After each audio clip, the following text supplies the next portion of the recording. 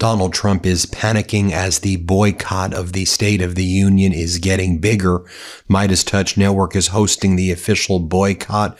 We now have about 20 members of Congress, senators, and House of Representative members who are not going to be attending the State of the Union.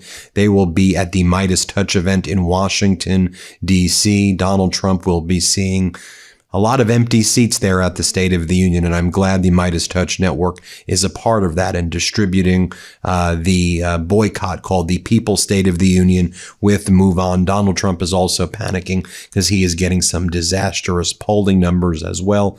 And one poll that he has always feared the most, the latest YouGov poll shows that from the latest sample of Americans, by a huge margin, people believe that former President Biden did a much better job as president than Donald Trump, 49 to 41%, although I think that number should be significantly higher. Also, in a generic ballot based on what the Republican pollsters are saying. These are Trump and MAGA's pollsters. They're called Big Data. They have Democrats up 53% to 41% in a generic ballot for the midterms. That would be a wipeout for MAGA, a blue tsunami that really has very little historic precedent in just the sheer size and scope. I know that midterms you've seen some shakeups, but this could be a real historic one, crushing Donald Trump's term as well as he gets weaker and weaker and loses more support each day. Speaking about losing support, take a look at this latest New York Times article. MAHA, Make America Healthy Again moms turn against Donald Trump. Women feel like they were lied to. You think? That's the headline from New York Times. Trump's executive order aimed at spurring production of a pesticide has infuriated leaders of Health Security Robert F. Kennedy Jr.'s MAHA movement. Interesting way that the New York Times puts it. Spurring production of a pesticide. You mean putting pesticide in our foods and getting us killed, as Vaniari says. So Baer convinced the president to sign an executive order that labels glyphosate-based herbicides as critical to national defense and national security. The order looks like it was ghostwritten by Baer and repeats the same industry talking points that have kept us reliant on a chemical-driven farming system. And the immunity clause that Donald Trump put in this executive order, it's going to raise some serious questions about all of these lawsuits and judgments that are against Baer for their Roundup product when they acquired the predecessor company in all of those the litigation that links glyphosate to non-Hodgkin's lymphoma and other kind of cancers. And so, you know, MAGA and MAHA and all these things, it's such a fraud, right? They told people we're going to make sure that we get these pesticides out of food. They're putting it into the food. This was always their plan, though. They were never about make America healthy again. They were about stealing your money, taking your things, taking away your health care, taking away your money, and shifting it over to them and their right-wing oligarch friends. That's what it was about. And you have Donald Trump trying to do new distractions as more information comes out about the Epstein files. I mean, obviously, yesterday we know that Andrew, formerly Prince Andrew, who's never should have been a prince at all to begin with, he was arrested by British authorities in connection with conspiracy of giving classified or confidential information over to Epstein. So you had that taking place in his connection to the Epstein files. By the way, yesterday as well, you had the former president of South Korea, President Yoon, sentenced to life in prison for trying to launch an insurrection there. And what do you have Donald Trump trying to do to distract from the Epstein files and some of the new revelations? Les Wexner's deposition. Oh my God, was Les Wexner's deposition for Trump and MAGA, and Les Wexner, who was a big Republican donor, woof, was that deposition disastrous. And Donald, you can try to put big billboards of yourself like Adolf Hitler and Joseph Stalin on the Department of Justice, but the American people aren't buying your crap no more. This is what Donald Trump really did. Look, he put another billboard of himself on the Department of Justice building. Yeah, it's full-blown North Korea vibes as Wu-Tang for the children's rights. And I mean, to me, it's Adolf Hitler vibes, it's Stalin vibes, it's just straight up authoritarian vibes. But here's what Donald Trump posted posted. And then Pete Hegseth, one of the most unserious human beings and the worst leaders imaginable, not even a leader at all, he posts alien emoji and then salute emoji to Donald Trump saying, based on the tremendous interest shown, I will be directing the Secretary of War and other relevant departments and agencies to begin the process of identifying and releasing government files related to alien and extraterrestrial life, unidentified aerial phenomena, and unidentified flying objects, and any and all other information connected to these highly complex but extremely interesting and important matters. God bless America. By the way, this has been done before. There have been hearings on this before. We want the Epstein files. You know, the 50 terabytes you're still hiding. I mean, I'd love to learn about the aliens. I really would. You could do both. How about you do both? Release the alien files and the other 50 terabytes of filth that you're hiding. The terabytes that's even worse than the information that you've already released. And what you've released is sickening. The accusations against you, Donald, are absolutely disgusting and grotesque. But also release the 50 terabytes that you're hiding, which we know is even worse than what has been released thus far. Speaking of some of the information that we're now learning about, Al Jazeera did a good report yesterday. The Epstein files reveal that Epstein was offered a chance to buy the U.S. Pentagon and FBI buildings. Well, not the actual Pentagon building itself, but surrounding buildings right near the Pentagon. And Epstein was very close to becoming a landlord of the Department of Defense during Donald Trump's first term. Al Jazeera reports that new files show how Epstein, who had close ties to Israel, was offered sensitive U.S. government real estate deals towards the end of his life. So these emails released showed that Epstein had a chance of buying into a sprawling building tied to the DOD in 2016, Department of Defense, an 84,000 square meter complex located right by the Pentagon, about a mile away, a little less than a mile away. It was described in an investor deck to Epstein as a mission critical site and the only property in Arlington, Virginia, other than the Pentagon itself, with the ability to meet the space and infrastructure needs of the Department of Defense. That's what Epstein was being offered. I mean, how utterly reprehensible is that? I want to share this with you as well, though, and I want to talk about it because, as you know, media literacy to me is very important, and the way the media tries to manipulate people is very important for me to flag.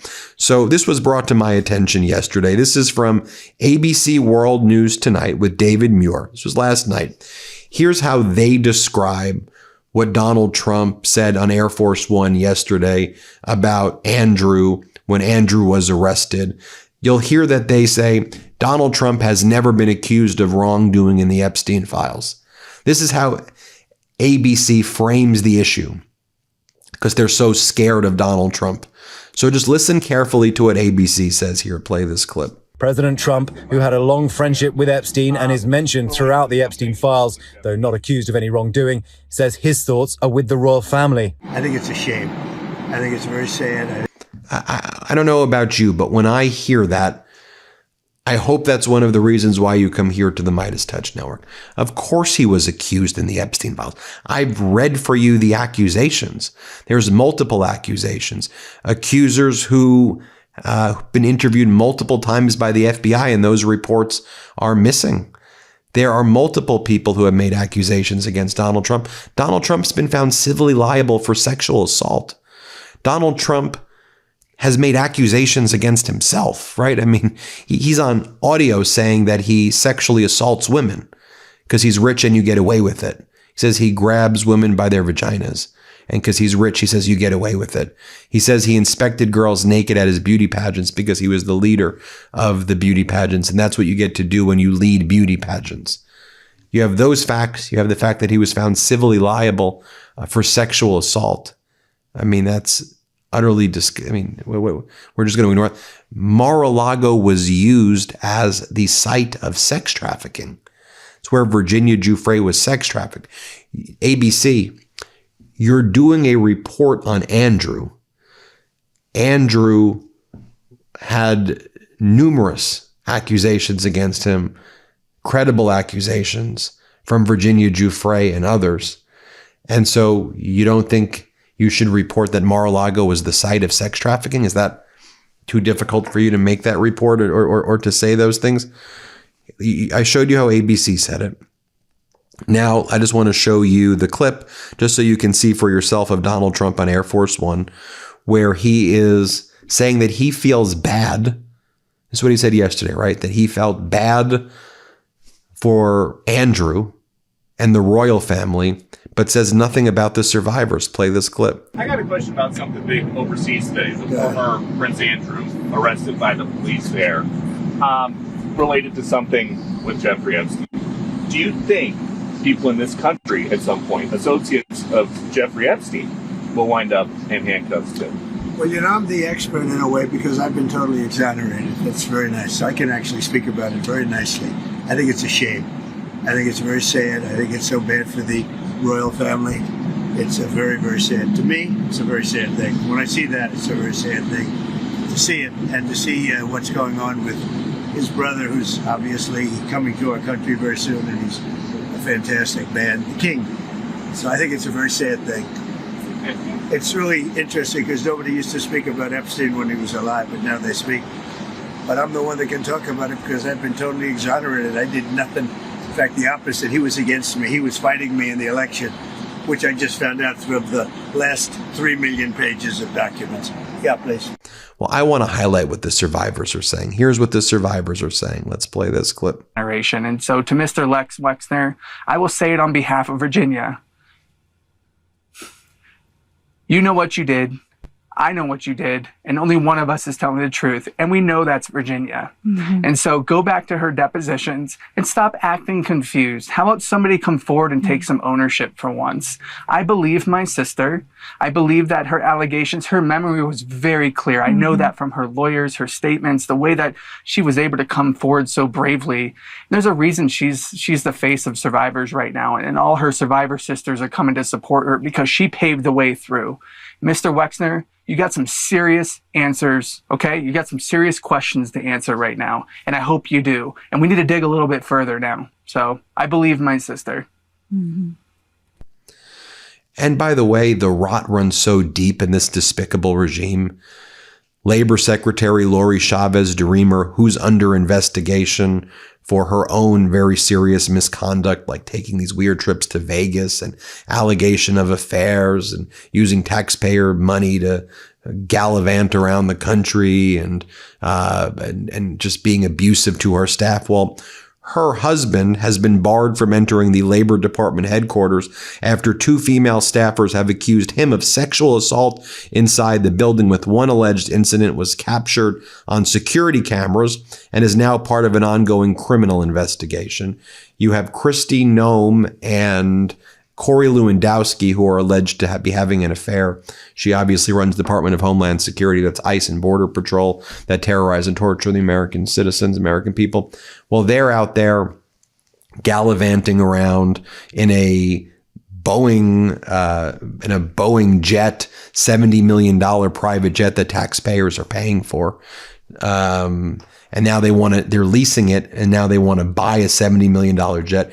You have Kash Patel flying to Milan on his private jet, or our private jet, so that he could watch the Olympic Games. I mean, what Lewandowski and Noem's private jet has like this bed on it. By the way, you have ICE agents in Portland bragging about sexually assaulting people, and they're saying like, oh, someone said, you grabbed her breasts. And then the ICE agent's like, oh, did she like it? Did she like it? I mean, you have to understand this is a perverted cabal regime that covers up for pedos, that has pedos in it. This is a despicable, disgusting regime. Here, I'll just play you the clip of the ICE agent here. Let's play this clip. She grabbed my dick! That's the one that grabbed my dick! She full titty grabbed me! Is that funny? She full titty grabbed me! What the What she do? She likes it? Did she like it? Say it again. I don't know. Ask her. Go ahead. Yeah. I'm pretty sure you were crying in there. Yeah, I remember you shivering and crying. Wow. Anyway, make sure you watch the People's State of the Union that we're going to be having here on the Midas Touch Network. Tune in there. Thank you so much for watching. We appreciate you so much, and have a good one. Want to stay plugged in? Become a subscriber to our Substack at MidasPlus.com. You'll get daily recaps from Ron Filipkowski, ad-free episodes of our podcast, and more exclusive content only available at MidasPlus.com.